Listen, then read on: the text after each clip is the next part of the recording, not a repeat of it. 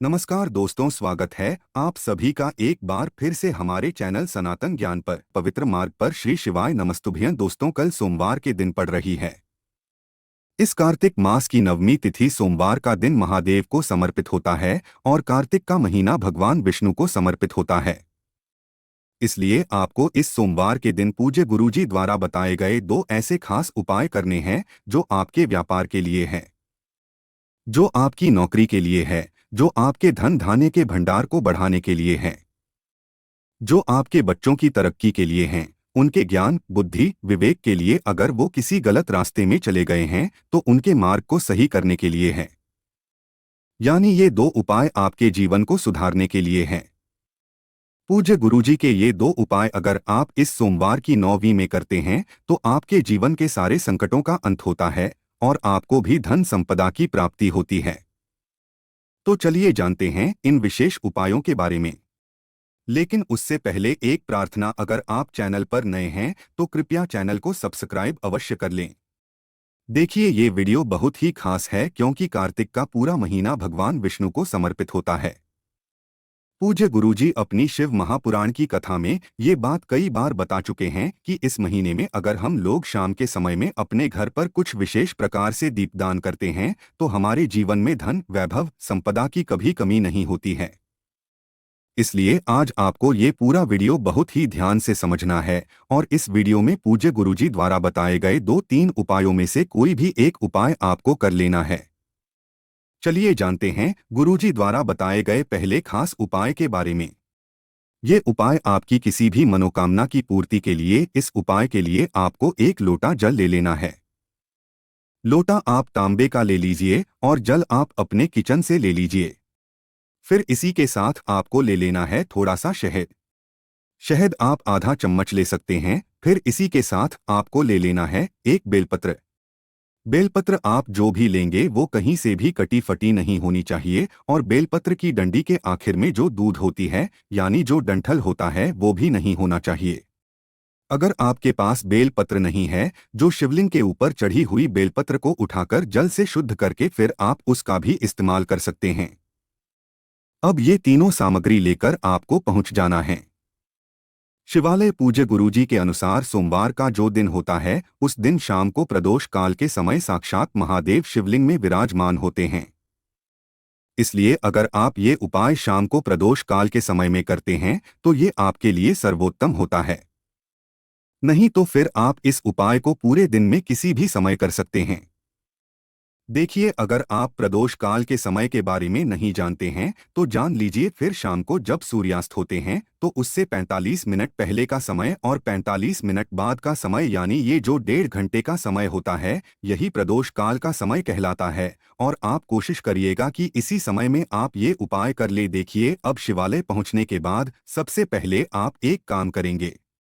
आप जो बेल पत्र लेकर गए हैं उस बेल पत्र की चिकनी साइड में बेलपत्र की 3 पत्तियां होती हैं।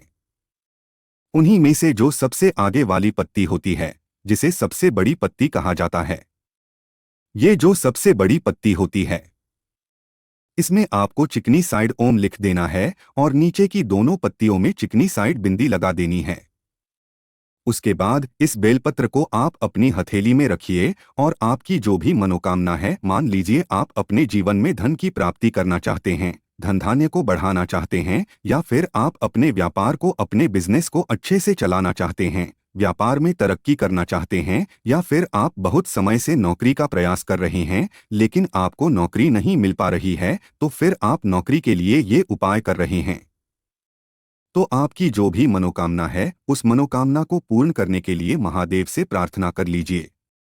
खास तौर से सोमेश्वर महादेव से प्रार्थना कर लीजिएगा और फिर ये एक बेलपत्र आपको शिवलिंग के ऊपर रखना नहीं है बल्कि शिवलिंग की साइड में चिपका देना है। सामने आपको वीडियो में समझाने का प्रयास किया जा रहा है।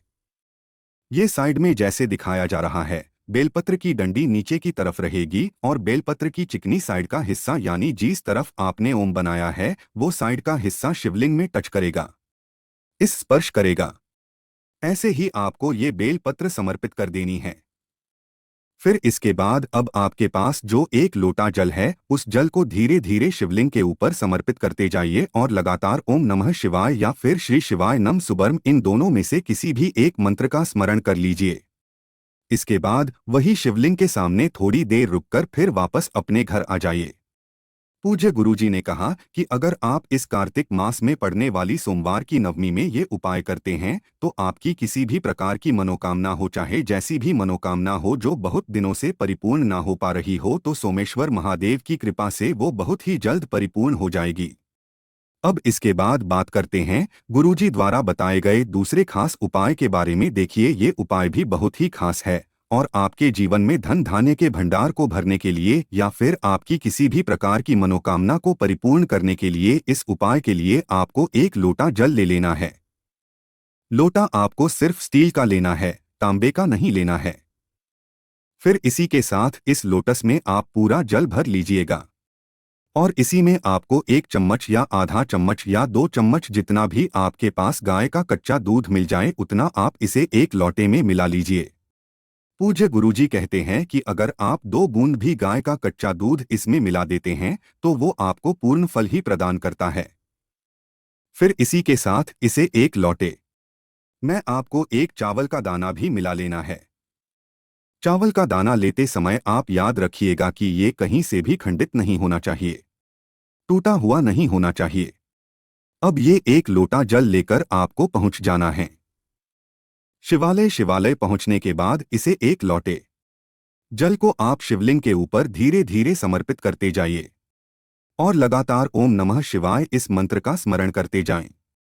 ये इसी के साथ आपको ध्यान रखना है कि आप जलाधारी के नीचे एक खाली पात्र जरूर रख दीजिएगा। एक छोटी कटोरी रख दीजिएगा या छोटा गिलास रख दीजिएगा, क्योंकि आप जो एक लोटा जल ये समर्पित करेंगे वो आपको उसमें पूरा ले लेना है। फिर इसके बाद वही शिवलिंग के सामने बैठकर आपकी जो भी मनोकामना है वो महादेव से बोल दीजिए और ये जो आपका जलाया है, जो आपने जलाधारी के नीचे से एकत्र किया है, इस जल को लेकर आप पहुंच जाएंगे किसी भी बेलपत्र के वृक्ष के नीचे। देखें, ये उपाय बहुत ही खास है क्योंकि सोमवार के दिन अगर हम बेलपत्र के वृक्ष के नीचे कोई भी विशेष पूजन करते हैं तो इससे हमें शिवशक्ति दोनों की कृपा प्राप्त होती है। क्योंकि सोमवार के दिन बेलपत्र के वृक्ष में साक्षात लक्ष्मी जी का वास होता है और बेलपत्र का जो वृक्ष है वो माता पार्वती के आंसुओं से उत्पन्न हुआ है। इसलिए अगर हम बेलपत्र के वृक्ष के नीचे कोई भी उपाय करते हैं तो इसे महादेव अतिशीघ्र प्रसन्न होते हैं, और अगर हम सोमवार के दिन उपाय कर लेते हैं तो ये हमारे लिए बहुत ही विशेष हो जाता है। देखिए, आपने ये जो जल एकत्र किया था इसको लेकर बेलपत्र के वृक्ष के नीचे पहुंच गए। अब इस जल को आप बेलपत्र की जड़ में समर्पित कर देंगे, यानी बेलपत्र के वृक्ष में समर्पित कर देंगे और लगातार श्री शिवाय नमस्तुभ्यं या फिर ओम नमः शिवाय मंत्र का स्मरण करते जाएंगे। फिर वही बेलपत्र के वृक्ष के नीचे बैठे बैठे आपको माता पार्वती से भी प्रार्थना कर लेनी है। जो मनोकामना अभी आपने शिवलिंग के सामने बोली है वही मनोकामना आपको फिर से यहाँ बेलपत्र के मंच के नीचे दोहरा देनी है।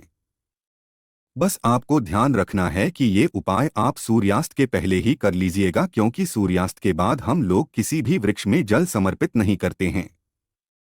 पूज्य गुरुजी ने कहा कि अगर हम इस सोमवार की नवमी में शिव और शक्ति वाला ये विशेष उपाय कर लेते हैं तो इससे हमें एक साथ महाद्वीप की कृपा प्राप्त होती है, माता पार्वती की कृपा प्राप्त होती है और कार्तिक के महीने में करने के कारण हमें भगवान विष्णु की भी कृपा प्राप्त होती है। इसलिए आप इस विशेष उपाय को इस सोमवार के दिन जरूर करिएगा। अब इसके बाद बात करते हैं गुरुजी द्वारा बताए गए तीसरे और सबसे आखिरी उपाय के बारे में। देखिए, अगर आप पूज्य गुरुजी की शिव महापुराण की कथा सुनते हैं तो आप सभी जानते होंगे कि इस पूरे कार्तिक के महीने में अगर हम लोग कोई भी दीपक प्रज्वलित करते हैं तो उसका कितना अधिक महत्व है, यानी दीप दान का कितना अधिक महत्व है। इस आखिरी उपाय के लिए भी आपको सिर्फ और सिर्फ एक दीपक प्रज्वलित करना है। ये दीपक आप मिट्टी का भी ले सकते हैं और अगर आप अपने घर पर शुद्ध आटा मारकर उसका दीपक तैयार करना चाहते हैं, रोज दीपक का भी आप इस्तेमाल कर सकते हैं। इस दीपक में आपको शुद्ध देसी घी का इस्तेमाल करना है और साथ ही साथ लंबी रुई की बत्ती का प्रयोग करना है। ये दीपक आपको इस सोमवार के दिन किसी भी बेल पत्र के वृक्ष के नीचे प्रज्वलित करना है। देखिए, सोमवार का दिन है और कार्तिक का महीना है। भगवान नारायण, माता लक्ष्मी, माता पार्वती, महादेव सब की कृपा एक साथ प्राप्त करने के लिए आपको ये दीपक बेलपत्र के वृक्ष के नीचे जरूर समर्पित करना है। देखिए, शाम को जब सूर्यास्त हो जाए तो उसके बाद आपको ये दीपक ले लेना है और साथ ही 711 चावल के दाने लेने हैं और ये लेकर आपको पहुंच जाना है। बेलपत्र के वृक्ष के नीचे सबसे पहले आप एक एक चावल का दाना वहीं बेलपत्र के वृक्ष के नीचे समर्पित करते जाइए और श्री शिवाय नमस्ते ब्रह्मा मंत्र का स्मरण करते जाइए। 11 चावल के दाने समर्पित कर लीजिए और 11 बार श्री शिवाय नम सुबह मंत्र का स्मरण कर लीजिए। फिर इसी के ऊपर आपको ये दीपक रख देना है। दीपक की जो बत्ती होगी उसका मुख आपको नॉर्थ डायरेक्शन की तरफ रखना है, यानी उत्तर दिशा की तरफ रखना। फिर उसके बाद ये दीपक आपको वहीं पर प्रज्वलित कर देना है और फिर वहीं बैठकर आपको कम से कम 108 बार ओम नमः शिवाय या फिर श्री शिवाय नम शुभम इन दोनों में से किसी भी एक मंत्र का स्मरण कर लेना है। मंत्र का स्मरण करने के बाद आपके जीवन में जो समस्या चल रही है या फिर आपकी कोई विशेष मनोकामना है जिसके लिए आप ये उपाय कर रहे हैं, तो उस मनोकामना को पूरा करने के लिए महादेव से प्रार्थना कर लीजिए। फिर वापस अपने घर आ जाइए। पूजी गुरुजी कहते हैं कि अगर हम इस कार्तिक महीने में कोई भी दीपदान करते हैं तो इससे हमारे जीवन में धन धान्य के भंडार कभी भी खाली नहीं होते हैं। माता लक्ष्मी की कृपा हमें प्राप्त होती है और साथ ही साथ हमारे जीवन में सुख, समृद्धि तथा वैभव की प्राप्ति होती है। तो दोस्तों, ये थे पूज्य गुरुजी द्वारा बताए गए कुछ बहुत ही खास उपाय। अगर आपको जानकारी अच्छी लगी हो तो वीडियो लाइक करिए। अगर मिलते हैं फिर एक नए वीडियो के साथ। श्री शिवाय नमस्ते।